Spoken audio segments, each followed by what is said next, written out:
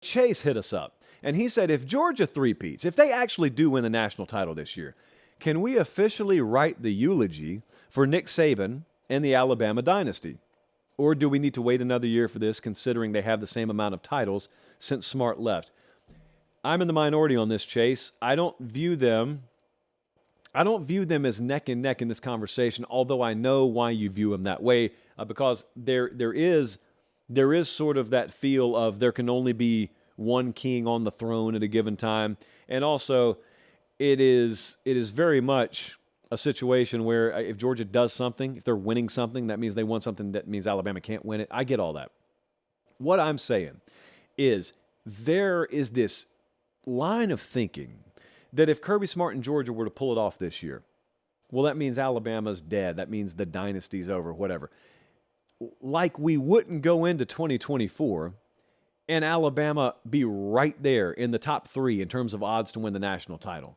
So no, is my answer. No, it wouldn't be dead. You'd have Georgia doing some incredible things, and you'd also have Alabama as a really powerful program. Now, here's where the difference would be.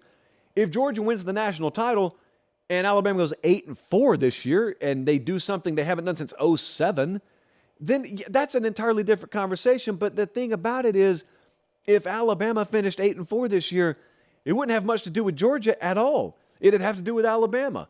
And likewise, if Georgia wins the national title this year and Alabama goes 11-1, their one loss is to LSU, and LSU goes 12-0 regular season, and they go to Atlanta.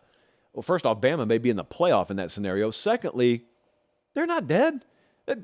A dynasty's not dead until I think we have far more evidence than just one more year that they don't win a national title.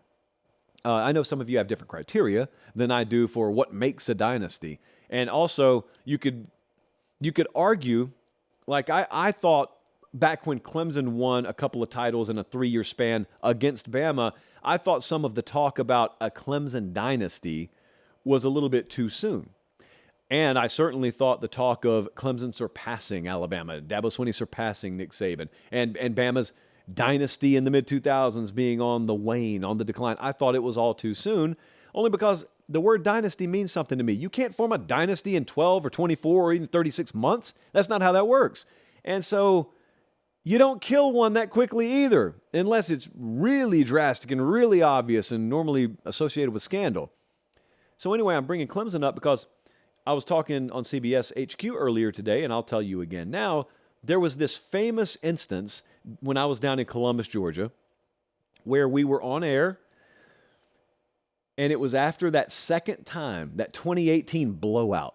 Clemson just body bagged Alabama. They splattered them out in Santa Clara, and that's when all that started. And I said what I said. I said, you got to be careful now. You're talking about this guy passing Nick Saban. You're talking about Clemson bypassing Alabama. No, they just beat them. They were a better team than them this year. But program-wise, they haven't bypassed Alabama. And folks pushed back hard, and they said, You're just carrying water for him. You're stuck on what has been, not what will be. Now Clemson's going to run off a string of success like he's done. What's standing in their way? They got a winnable schedule every year. They're clicking. Everyone wants to go to Clemson. No coaches ever leave Clemson. And I said, well, football will happen to them. Life will happen to them. And guess what? They didn't fall off a cliff. They haven't won another title, have they?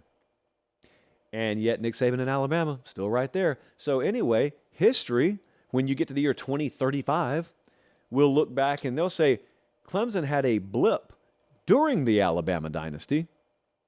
They didn't end it. And I'm saying the same thing with Georgia. It may very well be that we're positioned for that team in Athens to go on a 15-year run of dominance, the likes of which we haven't seen since, well, basically Alabama. Could be. We could be in the middle of it right now and not even know it. But here's what we could also be witnessing. We could also be witnessing them win 2 and then fall back to the pack a little bit due to a combination of a million different reasons. And we could see Bama win 2 of the next 3. So what does history look at? How does history look back? How does it remember it? I don't waste a lot of time thinking about it, is my point. I enjoy it. I think the dumbest thing in the world would be to get to the year 2040, if you're a diehard college football fan, and look back and realize, boy, I didn't really fully appreciate what was happening because I was too busy asking, is it dead or not? It'll be dead when it's dead. Could be 2023, could be 2033. Let's just enjoy it. I know that's a simple-minded way of thinking. Imagine going through life just being happy. Who wants to do that? Gross. Well, I do, and I am. And I invite you to be happy along with me. Oh, for the record, Director Colin has the 2023 College Football Playoff title odds on the board right now. Georgia, Bama, 1-2. Voila. Wouldn't look too much different next year no matter what happens.